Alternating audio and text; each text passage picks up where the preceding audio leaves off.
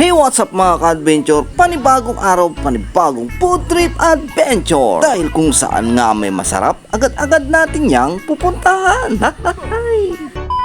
So yun nga mga ka-adventure, dito nga tayo sa may Bai Lilias Original Inihaw sa Pugoon. Dito lang yan sa may Kalasyaw Arcade, malapit sa McDo at tabi lang ng Yugani at ng RC Garage 22. At heto nga pala yung kanilang mga menu, yung mga solo meals na mayroong only rice. At ito nga ang ating pinuntahan dito, yung pork and chicken only rice. At mayroon nga rin silang promo dito mula May 6 hanggang June 6 na sa halagang 299 only alak ka na rito.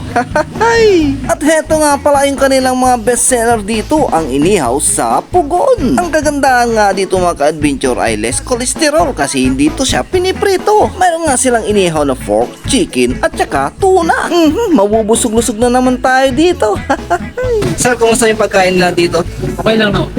Wow, taga saan kayo? Taga-Tagupag. Tagapan, barangay. Tagapan.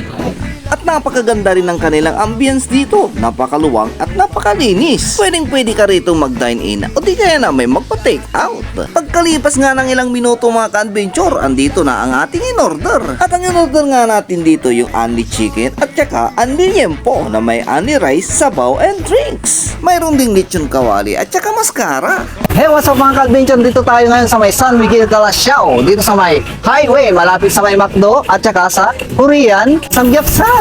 At andito nga tayo sa may Bai Lilias, the original inihaw sa Pugon.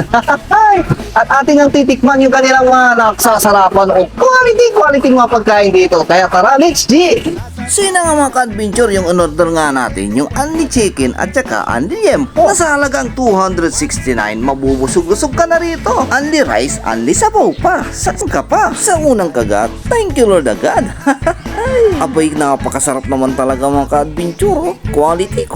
Kaya kung makadaan kayo dito sa may Highway Kalasyaw, daan muna kayo dito sa may Kalasyaw Arcade. At hanapin nyo lamang to, ang Bai Lilias Original Inihaw sa Pugon. Napakasarap din yung kanilang sabaw ng bulalo. At mayroon pang atsara pa. Kaya tara na, arat na dito sa may Bai Lilias The Original Inihaw sa Pugon.